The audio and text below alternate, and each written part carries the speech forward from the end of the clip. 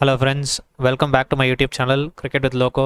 இன்றைக்கி நம்ம என்ன பார்க்க போகிறோன்னா 34th மேட்ச் ஐபிஎல் 2025ல் RCB vs Punjab Kings. RCB வந்து தோற்றுருவாங்க, அது என்னன்னு தெரில. அவங்களோட ஹோம் கிரவுண்டில் வந்து அவங்க ஜெயிக்க மாட்டுறாங்க. அவே கிரவுண்ட்ஸில் தான் போய் ஜெயிச்சிட்டு இருக்காங்க இந்த சீசன் ஃபுல்லாக. அவங்க ஹோம் கிரவுண்டில் இன்னும் ஒரு வின் கூட ரெஜிஸ்டர் பண்ணல இந்த சீசனில். அவங்க வந்து 14 இது வந்து ஒரு ரெடியூஸ்ட் ஓவர் மேட்ச்சு தான். 14 ஹவர்ஸ்க்கு ரெடியூஸ் ஆகிருக்கும், ஏன்னா இனிஷியலாக மழை பெஞ்சிருக்கும் மேட்ச்சில்.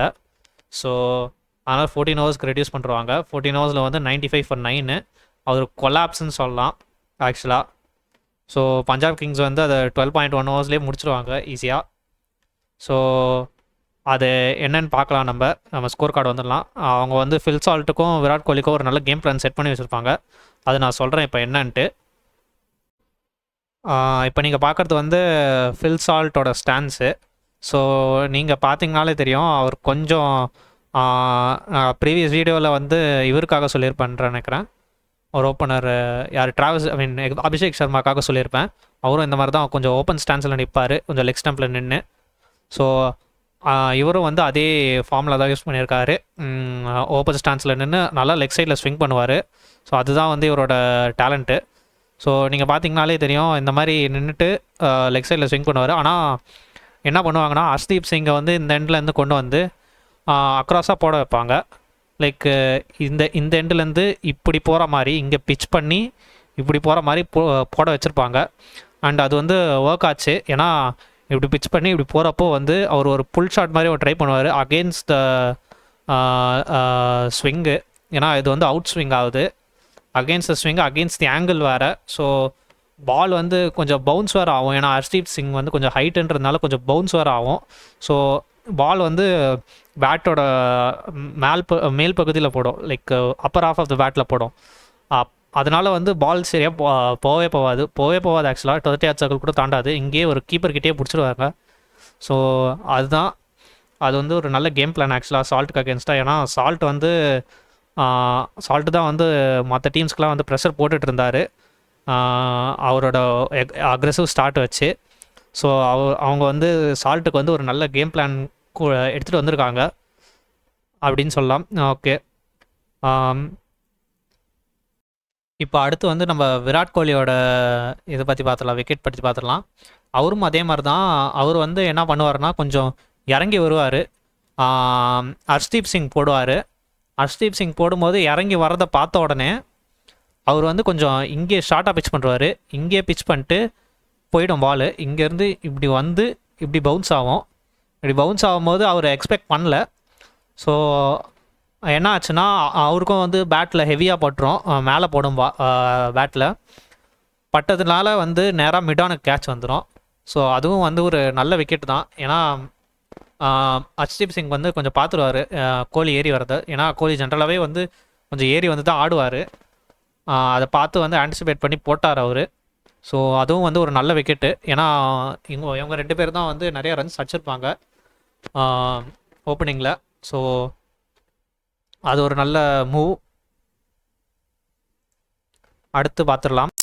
இப்போ அடுத்து வந்து நம்ம பேட்டிங் கொலாப்ஸ். அதுக்கப்புறம் ஏன்னா இவங்க 2 பேருமே வந்து கொஞ்சம் மோசமாக ஆடிருப்பாங்க.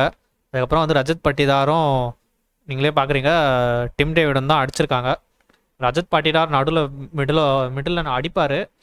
அவர் வந்து சஹல்கிட்ட அவுட் ஆவார். சஹல் வந்து ஒரு கிளவரான போலருங்க. அது ஏன்னு சொல்கிறேன்னா, இப்போது நான் காமிக்கிற பாருங்கள் ஒரே நிமிஷம். சஹல் ஏன் கிளவரான போலர்னா, இப்போ நீங்கள் பார்த்தீங்கன்னா அவர் வந்து பட்டிடாரை விக்கெட் எடுப்பார்.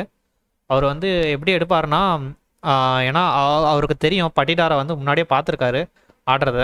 அவர் வந்து இங்கே நின்ன இடத்துல இருந்தே வந்து இங்கே ஸ்விங் பண்ணுவார் நல்லா பாலை. இந்த ரீஜனில் போட்டிங்கன்னா, ஸ்லாட்டில் எங்கே போட்டிங்கன்னா அவ்வளோதான் அடிச்சிடுவார். அவர் என்ன பண்ணுவார்னா, இந்த ஒய்டாக தூக்கி போடுவார். ஒய்டாக அவர் போடுற பால் தான், எப்போவுமே யூஸ்வலாக போடுற பால் தான் ரைட் ஹேண்டர்ஸ்க்கு. நல்லா ஒய்டாக தூக்கி போடுவார். அவர் வந்து ரீச் பண்ணி அடிக்கிற மாதிரி இருக்கும். ஸோ அதுதான் பண்ணியிருப்பார் சஹல். ஸோ அது வந்து ஒரு நல்ல ஒரு போலிங் ஸ்ட்ராட்டஜி சஹல்கிட்ட இருந்து. இந்த இடத்துல போட்டிங்கன்னா வந்து அவர் நீங்களே யோசிச்சு பாருங்கள், அவர் வந்து இங்கேருந்து ரீச் பண்ணி இங்கே அடிக்கணும். ஸோ கொஞ்சம் கஷ்டம்தான். அது ஒரு நல்ல நல்ல மூவ். ஸோ இப்போ நம்ம ஸ்கோர் கார்டு பார்த்துலாம் அப்படியே. அடுத்து நம்ம லிவிங்ஸ்டோன் வந்து ஃபஸ்ட்டு வரும்போது ஒரு நல்ல 4 அடிப்பார் ஒன்று. ஃபஸ்ட்டு வரும்போது ஒரு ஒரு ஸ்ட்ரைட் ட்ரைவ் அடிப்பார் ஆக்சுவலாக. அது வந்து டாட் பால் ஆகிடும், ஏன்னா போலரே பிடிச்சிருவார் ஜேவியர் பார்ட்லெட். அடுத்து வந்து ஒரு ஸ்ட்ரெயிட் பேட்டில் வந்து ஒரு பேக்வர்ட் பாயிண்ட் ரீஜனில் வந்து ஒரு 4 அடிப்பார். நல்ல நல்ல ஷாட் அது. நானும் என்ன நினச்சேன்னா, ஓகே லிவிங்ஸ்டன் வந்து ஆக்சுவலாக அவுட் ஆஃப் ஃபார்மில் இருக்கார், ஆனால் வந்து ஒரு ஸ்ட்ரெயிட் பேட்டில் அடிக்கணுன்ட்டு இன்றைக்கி முடிவோட தான் வந்திருக்காரு அப்படின்னு நினச்சேன். ஆனால் அடுத்த பாலே வந்து ஒரு கிராஸ் பேட் ஷாட்டு, ஒரு ஷேப்பே இல்லாமல் ஆடினார் அந்த ஷாட்டை. உங்களுக்கே தெரியும் லிவிங்ஸ்டன் எப்படி சுற்றுவாருன்ட்டு. அந்த மாதிரி வந்து சுற்றினார். சுற்றி வந்து நேராக பால் வந்து நேராக மேலே போச்சு. கவர் ஃபீல்டர் வந்து பிடிச்சிட்டாரு. ஸோ அதுதான். அடுத்து நீங்கள் பார்த்தீங்கன்னா வந்து அகெயின் சஹல் மேஜிக்கு. சஹல் போட்டாலே விக்கெட் எடுப்பாருன்னு நினைக்கிறேன். அவர் வந்து அந்த மாதிரி போட்டுட்ருக்காரு. ஸோ அதுக்கப்புறம் வந்து ஈஸியாகவே அவுட் ஆகிடுவாங்க. குருணால் பாண்டியா பார்த்தீங்கன்னா ஒரு நல்ல பவுன்சர் போட்டிருப்பாரு யான்சனு. ஸோ அப்புறம் டிம் டேவிட் மட்டும்தான் கடைசி வரைக்கும் நின்று ஆடிருப்பார். நீங்களே பார்க்குறீங்க 50 of 26, 192 ஸ்ட்ரைக் ரேட்டில். ஸோ அது ஒரு நல்ல இன்னிங்ஸு. நான் அவர் கூட அடிக்கலைன்னா வந்து ரொம்ப மோசமாக இருக்கும். ஆர்சிபியோட 49 ஆல் அவுட் வந்து அதை விட கம்மியாக அடிச்சிருப்பாங்கன்னு நினைக்கிறேன். மேபி 49ஓட கம்மியாக அடிச்சிருந்தாலும் அடிச்சிருக்கலாம் டிம் டேவிட் நிற்கலனா. ஸோ அவர் தான் வந்து காப்பாற்றி விட்ருக்காருன்னு சொல்லணும். ஸோ 14 ஓவர்ஸில் வந்து அவங்க 95 அடிப்பாங்க. அதுக்கப்புறம் நீங்கள் பார்த்தீங்கன்னா பஞ்சாப் கிங்ஸோட போலிங், அவங்க எல்லாருமே விக்கெட்ஸ் எடுத்திருப்பாங்க. ஸோ நல்லா அது வந்து ஒரு நல்ல போலிங் யூனிட்டு, நல்ல போலிங் அட்டாக்கு. ஸோ பாருங்க 3-3 எக்கனாமிலாம் கொடுத்துருக்கீங்கன்னா அதுவே வந்து சொல்லுது நீங்கள் எவ்வளோ நல்லா போலிங் போட்டிருக்கீங்கன்ட்டு. ஓகே, அப்படியே நம்ம நெக்ஸ்ட்டு பஞ்சாப் கிங்ஸ் பேட்டிங் பார்த்துடலாம்.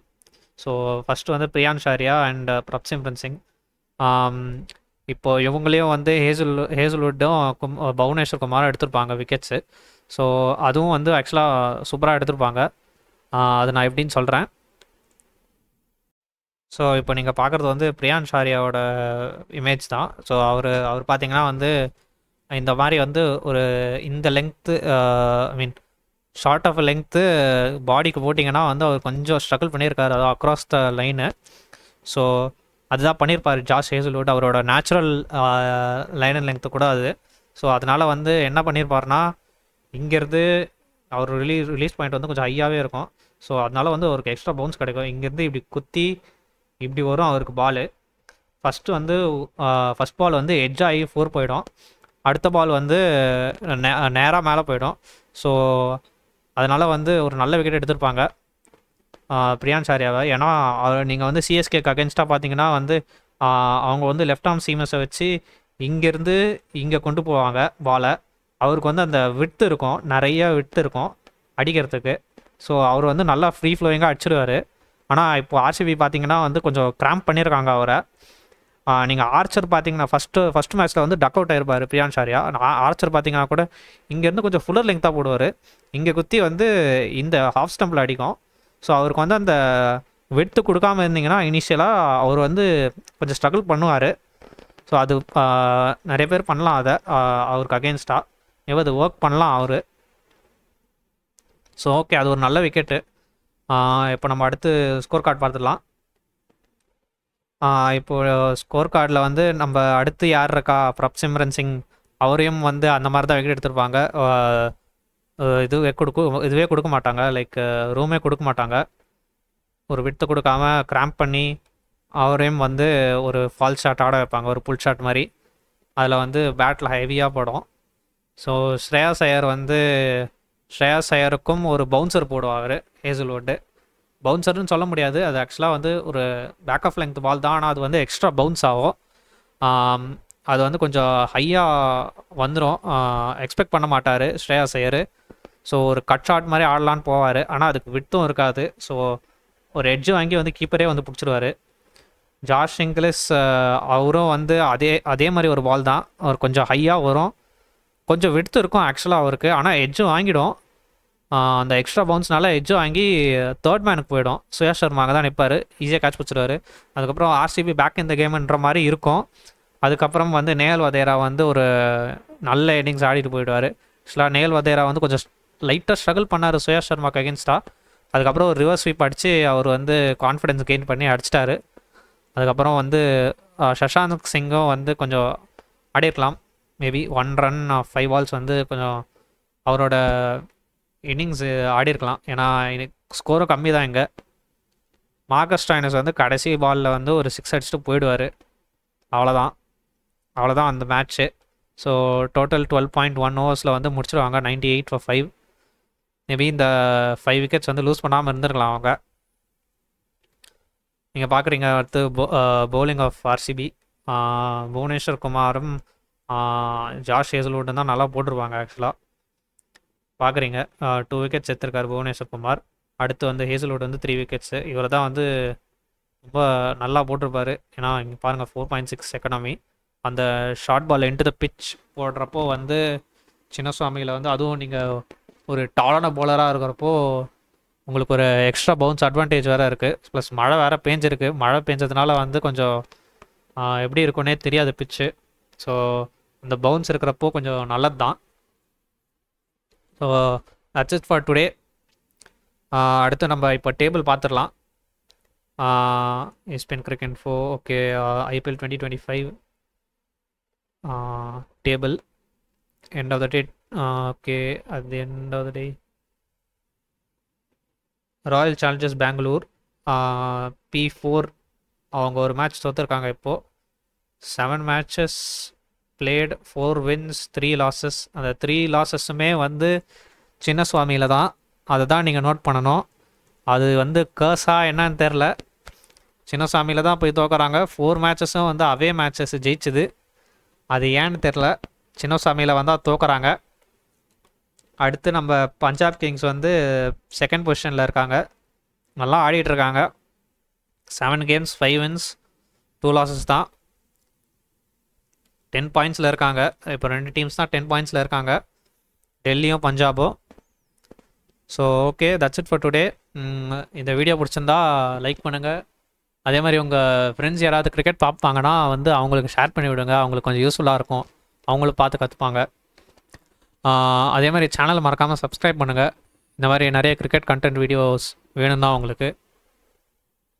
தேங்க்யூ. பாய்.